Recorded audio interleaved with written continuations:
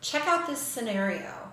You wake up first thing in the morning, no alarm clock needed, bounce out of bed, ready to go, feet hit the floor running, and you just get going with no trouble. You know, morning people, the people that a lot of you out there don't care for.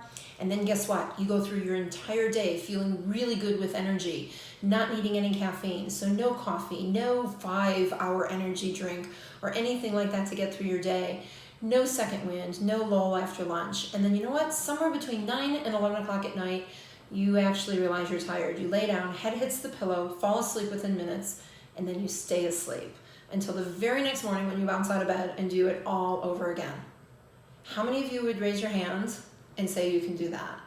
What's fascinating is when I ask a room full of hundreds of people that very question, very few hands go up. And I'm guessing that a lot of you watching this say the same thing. Who does that?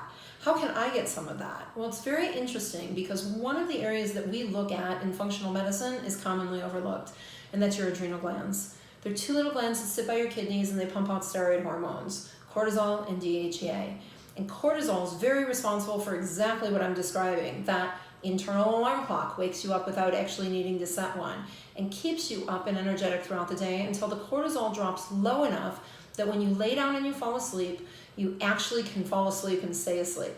Now, for those of you that also say, well, my day looks like that, but I'm still waking up 1, 2, 3, 10 times in the middle of the night to go to the bathroom, I'm going to challenge you to look at adrenals there too, because you know what we're finding is that if that cortisol doesn't stay low enough until you need to wake up first thing in the morning and it peaks sporadically throughout the night, that's what causes us to wake up a lot of times too, and then we get a message from our bladder to our brain that it's full, and we get up and we go to the bathroom.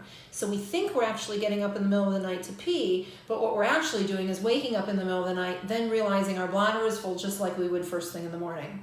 So if that scenario that I described is not you, then you might be a really good candidate to take a look at adrenals. And I'll show you, this is actually results from a patient that we see here showing adrenal dysfunction. And just to make this really simply, we look at cortisol levels, we want to be in the green, so green is good. And anytime that cortisol is either too high or too low, it shows problems within that cortisol production that can lead to the variety of symptoms like sluggish and not wanting to get out of bed in the morning, being tired in the afternoon, second winds at the wrong time, or inability to fall asleep or stay asleep. So, unless you can raise your hand and say that description fits me perfectly, let me know if we can take a look at your adrenals and help you out with this.